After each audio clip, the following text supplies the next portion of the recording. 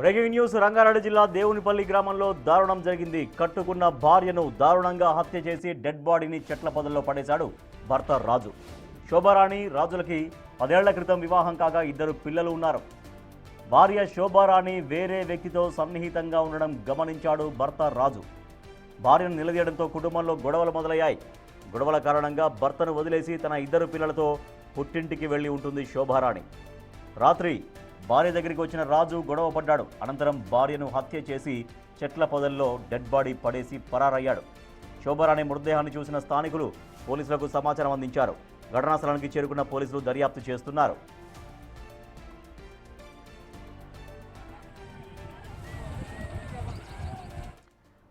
మరింత సమాచారాన్ని మా ప్రతినిధి శంకర్ అందిస్తారు. శంకర్, ఈ ఘటన ఎప్పుడు జరిగింది? పోలీసులు అతని కోసం గాలిస్తున్నారా?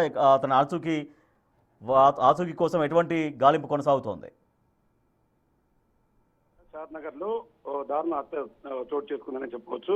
ఇది కాస్త ఆలస్యంగా వెలుగులోకి వచ్చింది. రంగారెడ్డి జిల్లాకు సంబంధించి ఫరూక్ నగర్ మండలంలో దేవునిపల్లి గ్రామంలో కూడా శోభారాణి అదేవిధంగా భర్త రాజుతో కలిసి జీవించేది. అయితే కొద్ది కాలం క్రితం కూడా భార్య ఇతరులతో సన్నిహితంగా ఉంటుందని చెప్పి కూడా భర్త రాజు పూర్తి స్థాయిలో అనుమానాలు వెలగక్కుతూ వచ్చాడు. ఇదే క్రమంలో ఇద్దరి మధ్య కొంత వాగ్వాదం చోటు చేసుకోవడం, ఆ తర్వాత ఇద్దరి మధ్య కూడా సమస్యలు తలెత్తాయి. దీంట్లో భాగంగానే శోభారాణి తన 2 పిల్లలతో కలిసి తల్లి ఇంట్లో ఉంటుంది. ఇదే క్రమంలో చాలా రోజులుగా దూరం ఉంటూ వస్తున్నారు.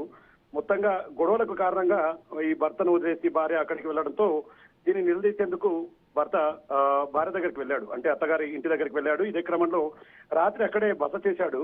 మొత్తంగా ఏం జరిగిందో తెలియదు. ఉన్నట్టుండి భార్య శవం, శోభారాణి శవం పొలం మధ్యలో కనిపించింది. పోలీసులకు సమాచారం ఇచ్చిన వెంటనే పోలీసులు అక్కడికి చేరుకోవడంతో పాటు పూర్తి స్థాయిలో దర్యాప్తు ప్రారంభించారు. దీనికి సంబంధించి పూర్తిగా శోభారాణిని భర్త హత్య చేసినట్టుగా కూడా పోలీసులు గుర్తించి భర్త రాజును కూడా అదుపులోకి తీసుకున్నట్టుగా తెలుస్తుంది. మొత్తంగా షాద్నగర్ సిఐ సీతారాం ఘటనకు సంబంధించి పూర్తి దర్యాప్తు కొనసాగుతూ వస్తుంది. భార్య శోభారాణి మరణానికి రాజు కారణమా లేదంటే మరే ఇతర కారణాలు ఉన్నాయన్న క్రమంలో కూడా పూర్తి స్థాయిలో అయితే విచారణ చేపట్టినటువంటి సిచ్యువేషన్ కనపడుతుంది. మొత్తంగా ఉమ్మడి పాలమూరు జిల్లాలో చాలా చోట్ల భార్యాభర్తల మధ్య అనుమానాలు ఇలాంటి సావులకు కారణమవుతున్నాయి. మొత్తంగా కౌన్సిలింగ్ తీసుకొని ఉంటే ఇలాంటి ఘటనలు జరిగేవి కావు. చిన్న సమస్యలను భూతద్దంలో పెట్టి చూడడం వల్లే ఇలాంటివి జరిగాయని చెప్పి కూడా స్థానికంగా ఉన్నటువంటి వారంతా కూడా చర్చించుకున్నటువంటి పరిస్థితి ఇక్కడ కనిపిస్తుంది. రాజేష్.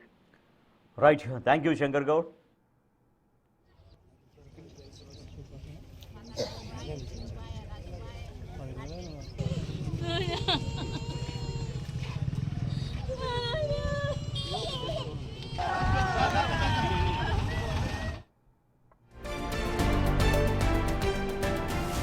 బ్రేకింగ్ న్యూస్ రంగారెడ్డి జిల్లాలో ఉద్యోగం రావట్లేదని సూసైడ్ చేసుకున్నాడు ఓ యువకుడు. శివరాంపల్లి వికర్ సెక్షన్ కాలనీలో ఈ ఘటన జరిగింది. సిద్ధార్థ్ అనే యువకుడు ఇంట్లో ఎవరూ లేని సమయంలో ఫ్యాన్కు ఉరి వేసుకుని ఆత్మహత్యకు పాల్పడ్డాడు. సిద్ధార్థ్ ఎవరితోనూ గొడవలు పెట్టుకునే వ్యక్తి కాదని, ఎప్పుడూ ఉద్యోగం గురించే ఆలోచించేవాడు అన్నారు మృతుడి తమ్ముడు. ఉద్యోగం రాకపోవడం వల్లే ఇలాంటి నిర్ణయం తీసుకుని ఉండొచ్చని మృతుడి కుటుంబ సభ్యులు అనుమానం వ్యక్తం చేస్తున్నారు. ఇంకొద్ది రోజుల్లోనే సిద్ధార్థ్ పెళ్లి కూడా జరగనుందని, కానీ ఇంతలోనే ఈ దుర్ఘటన జరగడంతో కుటుంబం శోక సంద్రంలోకి మునిగిపోయింది.